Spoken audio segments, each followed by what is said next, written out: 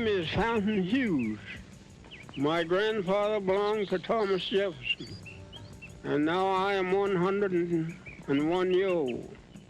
They are voices that break a silence. We were slaves. We belonged to people. They sell us like they sell horses and cows. Witnesses to a time we only know from photographs and the written word.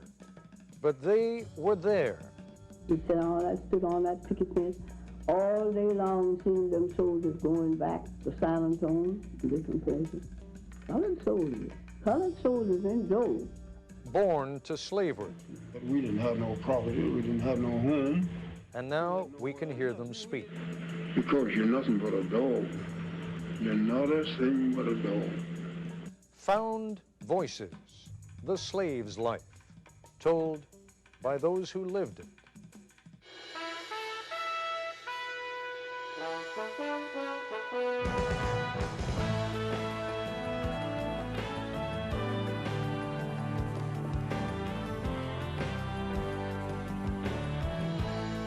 Imagine for a moment what it'll be like for Americans 2 or 3 generations hence. Assuming, of course, that we haven't blown ourselves back into the Stone Age and that someone can still figure out what format everything was in. Assuming all of that, our great-great-grandchildren will know more about us than any generation in the history of the world has ever known about its ancestors.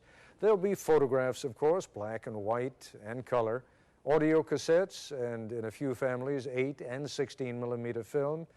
And there will be thousands upon thousands of miles of videotape on which we will have recorded everything that struck us as interesting or funny or important about the milestones of our lives and those of our friends and families. They will be able to see and hear us long after we are dead. Imagine if we could only do the same. If we could only bring back the voices and images, and most important of all, the memories of those who lived 100 or more years ago. Well, brace yourselves for a minor miracle. For reasons I'll explain as we go along, we have the voices and the memories and a few black and white photographs to go along of some men and women who were born, some of them 150 years ago. And what makes these recollections all the more remarkable is that these men and women had been bought and sold like so much livestock. Tell you the truth, when I think of it today, I don't know how I'm living. I remember that just as well. Look like to me, I can't. Been slaves all our lives. My mother was a slave, my sister was a slave, father was a slave. They know nothing about reading right. All that I know, they teach you to mind your master and your missus. Mom and them didn't know where to go. You see, after she would go, just like you turn something out, you know. They didn't know where to go. They are haunting voices from the past, not actors reading a script or scholars reading a text, but the actual voices of men and women, Americans, who were born in slavery. My name is Fountain Hughes. I was born in Charlottesville, Virginia. My grandfather belonged to Thomas Jefferson. My grandfather was 115 years old when he died. And now I am 101 years old. Incredible as it seems, we are listening to the voices of ex-slaves telling of their lives in bondage. Men like Fountain Hughes on the living conditions of slaves in Virginia in the 1860s when he was a teenager. Colored people didn't have no beds when they were slaves. People slept on the floor. Pallet here, pallet there. Just like a lot of wild people. We didn't know nothing. Didn't like to look at no book. Women like Laura Smalley, describing the makeshift church where slaves worshipped on a big plantation in East Texas. All the churches would have built a tub of water sitting just like this thing is, you know, and that would catch your voice, and they would have church around that tub, all of them get around the tub. Or Harriet Smith, remembering what she saw as a small girl during the final days of the Civil War.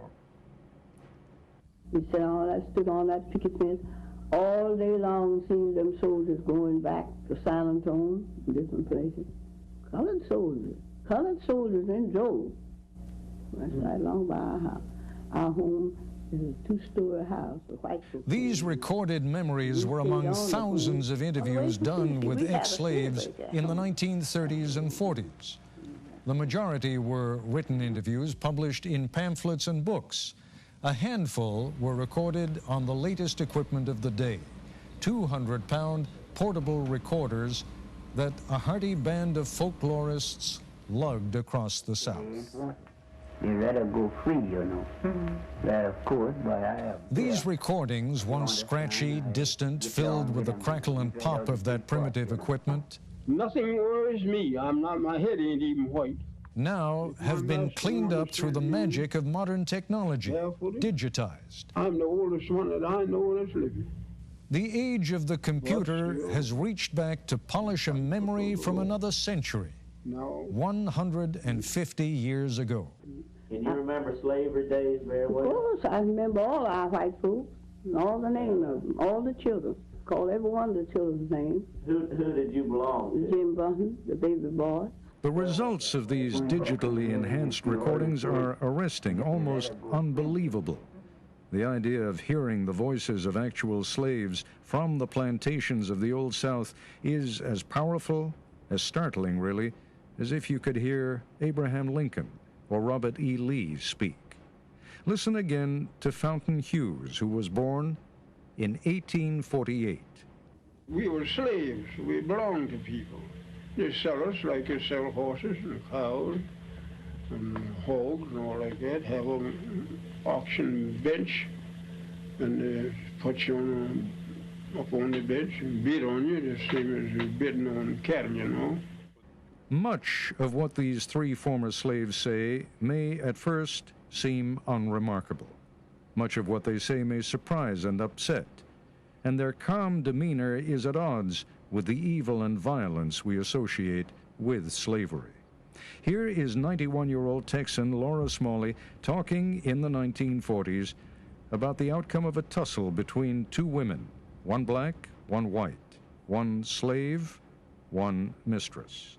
The mistress tried to slap the slave, but the black woman pushed her into a chair.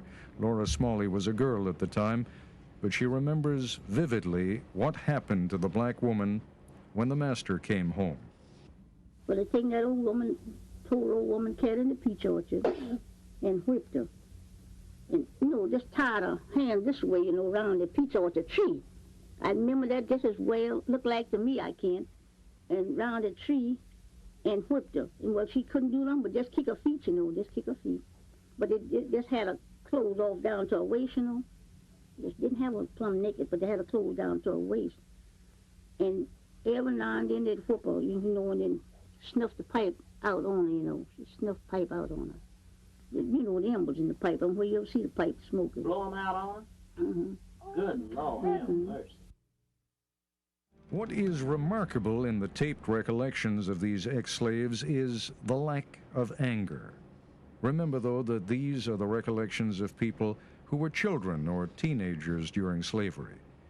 Remember, too, how intimidating it is for most of us today to have a microphone or camera thrust at us and to be asked questions on the street. It must have been even more daunting for poor blacks living in a highly segregated South to be asked by white strangers using a strange machine to talk candidly about being slaves. For all that, it is startling how much the ex-slaves reveal.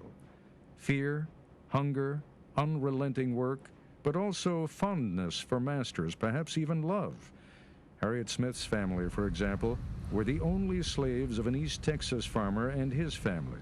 They lived in a cabin next to their masters in circumstances not markedly different, even attended the same church, only at different times.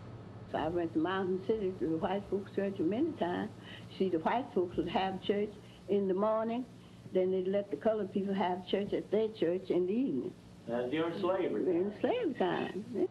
Laura Smalley lived in the same area of Texas as Harriet Smith, near the Brazos River, one of more than 100 slaves on a big cotton plantation. Religion offered no consolation to the slaves here because the master forbade them the practice of religion, and there was hell to pay if the master caught them at prayer. They don't have no church. No, they never have no church. And the old master come along with one of them. One of them was there having church around the tub, and he's down praying. The old master come in, he just a praying. He come in, he did, and told him to get up from there. He didn't get up, he just a praying. He said, the old master come in, so whoop me. He quit praying and then asking the Lord to have mercy on the old master. The old master sure was whooping with a bullwhip. His husband have mercy on the old master. And that old master whooped him, and he kept him, wouldn't get up, just flinch, just like a person, when a person hits you, with flinch. He just prayed for old master. The old master stepped back and said, I'm ready minded to kick you naked. I'm ready minded to kick you naked. Nigga never stopped praying, he had to go off and leave him praying. He'd go off and leave him praying, because he wouldn't stop. The plantation on which Smalley was a slave sounds brutal. She recalls scrambling with other children for food from a huge wooden tray, like a hog trough. All of them, would get around that tray with spoons and eat, such like mush or soup or something like that. And all them children get around there and just eat. Fountain Hughes tells his interviewer about the relentless round of work for him on a Virginia plantation. Night never comes out. You have nothing to do. Time to cut tobacco. If they want you to cut all night long out in the field, you cut. And if they want you to hang all night long, you hang tobacco. It didn't matter about your being tired, you're afraid to say you're tired. It was cotton, not tobacco, that solidified slavery, though. The invention of the cotton gin at the end of the 18th century made its processing easy, but the crop still needed enormous amounts of unskilled labor. Control of the slave and his labor through laws and regulations became paramount. Fountain Hughes talks about one of those controls, the pass system. Now, I couldn't go from here across the street, or I couldn't go to nobody's house without I have a note or something from my master. And if I had that pass, that was what we call a pass. If I had that pass, I could go wherever he sent me, and I'd have to be back. Whoever he sent me to, they'd give me another pass, and I'd bring that back, so it's to show how long. Even emancipation didn't truly free the slaves. Freedom freed slaves for more travail. The end of the Civil War found many cast adrift without skills and no place to go. And the Yankees who freed them weren't always seen as benevolent liberators. I remember when the Yankees come along and took all the good horses and took sold all the meat and flour and sugar and stuff out in the river and let it go down the river. And they know the people wouldn't have nothing to live on, but they done that. The ex-slaves left one hell for another, perhaps an even more dangerous one. No longer property, they didn't have the protections afforded property. When we were slaves, we couldn't do that, see? And if we got free, we didn't know nothing to do. And my mother, she hunted places and bound us out for $1 a month, but we didn't have no property, we didn't have no home. We had nowhere, nothing. We didn't have nothing on it, just like the cattle, we just turned out and get along the best you could. In Texas, the slaves weren't told they were free until 2 months after the war ended.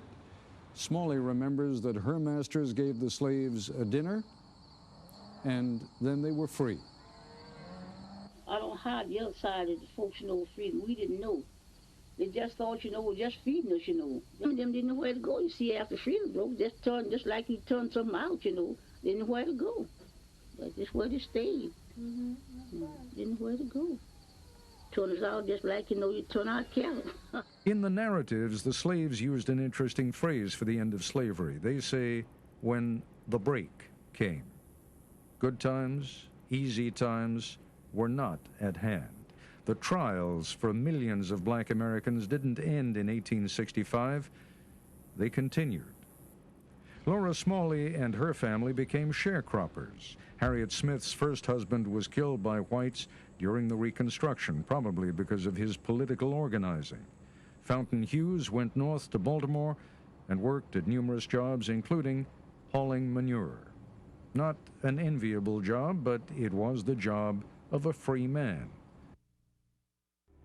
John Henry Falk was among those who interviewed ex-slaves. Falk kept detailed notebooks of his travels and interviews with former slaves, and even tried once to pass for black.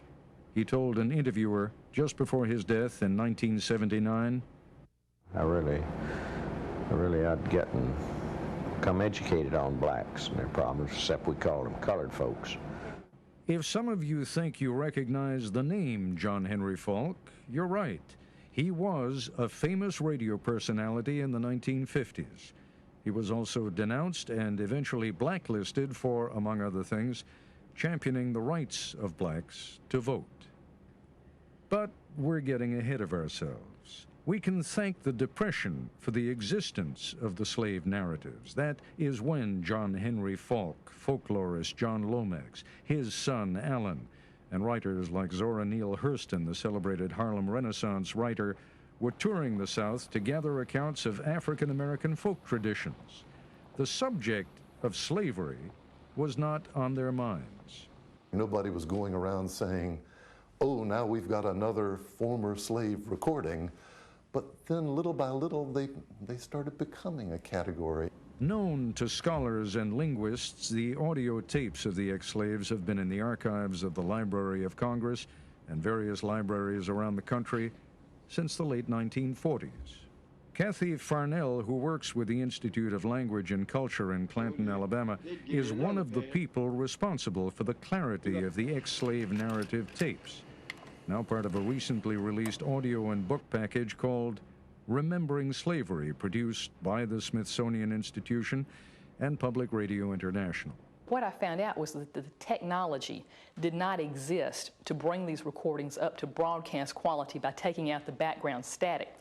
That technology got invented in the early 1990s. Hearing the tapes had a profound effect on everyone who worked with them. I was truly amazed when I first heard the recorded interviews. I just fell in love with Fountain. He had the type of emotions that I really liked. He had anger, and so it felt good to me. It validated for me my feeling that this was a horrible, horrible thing to happen to any people. But John Henry Falk may have experienced the most profound effect. He was a graduate student when he interviewed the former slaves, including the two women you hear in this broadcast. Himself interviewed just before he died in 1979, Falk was going on about how he believed in giving blacks the right to go to school, giving them the right to vote, giving them the right to go into anything they qualified for. And then he said he experienced an epiphany.